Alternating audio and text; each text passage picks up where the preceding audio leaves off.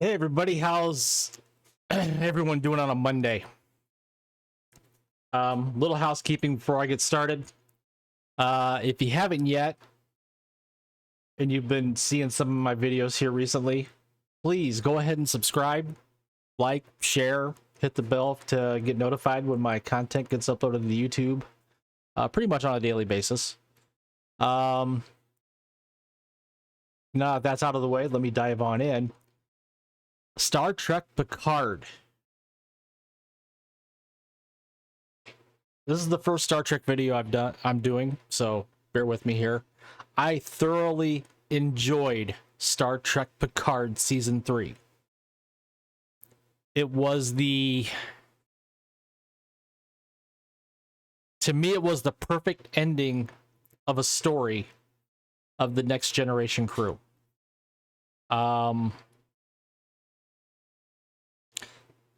To me it hit all the right notes. It hit with beginning with episode 1 where Picard and Riker commandeer the Titan or hijack the Titan. They find Beverly and Jack. So as the season goes on, they slow roll and play all of the characters, all of the stars of the Next Generation being rolled into the story as the season goes on. I loved how they did that. I like the fact that it was one last fight with the Borg. I like the fact that, and this is a bit of a spoiler, they brought back Q and totally undid the travesty of season 2. I like the fact that they stayed away. They undid a lot of the damage that season 1 and season 2 of Picard did. And I really love the fact that they did their best to kind of tease a new show that I hope gets the green light, and that I hope Terry Matalas ends up being the main guy involved with it as far as the showrunner. I mean, to me, I've got nothing bad to say about it. Honestly, if you're a Star Trek fan and you watched episode or season 1 of Picard, season 2 of Picard, ignore those. Just totally ignore them. Throw them out the window. Throw them in the trash. Watch season 3 of Picard. This is the Star Trek show that we all, as fans, deserved. So I'm going to jump right on into this here a little bit. All good things must come to an end, even the things we might wish wouldn't. Such is the case with Star Trek Picard, a series that, to put it mildly, struggled to find a coherent identity and purpose during its first 2 seasons. It was just bad, but which blossomed in its third and did so by finally embracing the very legacy it at first tried so hard to run away from. I'm as surprised as anyone to find myself wishing this story could last just a little bit longer, that we could somehow spend a little bit more time with these people, that we didn't have to say goodbye to this piece of Star Trek The Next Generation, grown older alongside us in rich and fascinating ways. Abso-freaking-lutely. Again, I hope Paramount listens to the fans and greenlights Star Trek Legacy.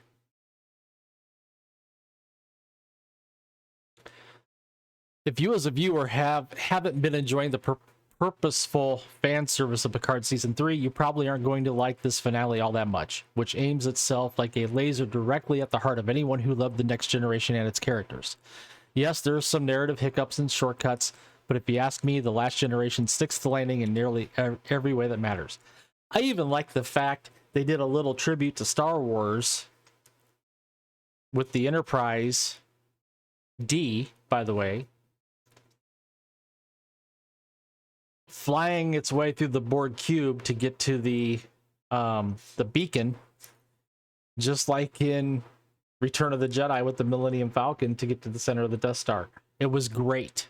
It was, to me, that was just awesome.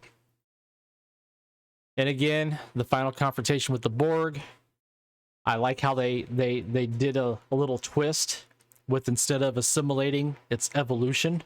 I like that twist. I like the fact that they everyone that was under the age of 25 that used a transporter got assimilated. That was a nice little twist. Some other little things in this episode. Beverly Crusher and her tactical skills. That was just in the looks that everybody gave her on the bridge. And she was like, well, it's been 25 years. I picked up a few things. I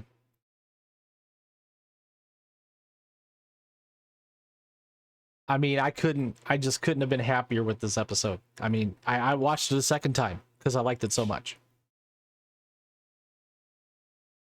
I'm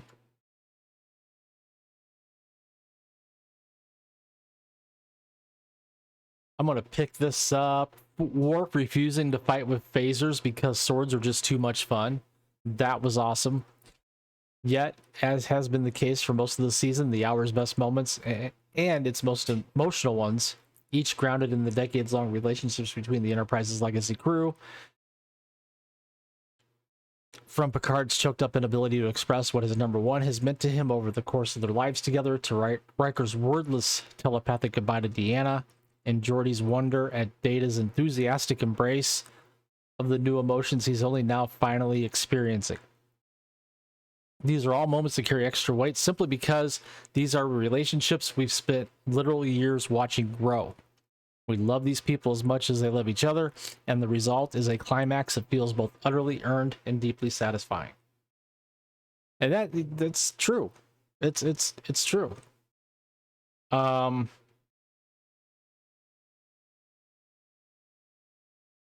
not going to get into too much more. Just, I thought it was a great way to wrap up one story. I think it's an excellent way to begin another story. And like I said, I hope that the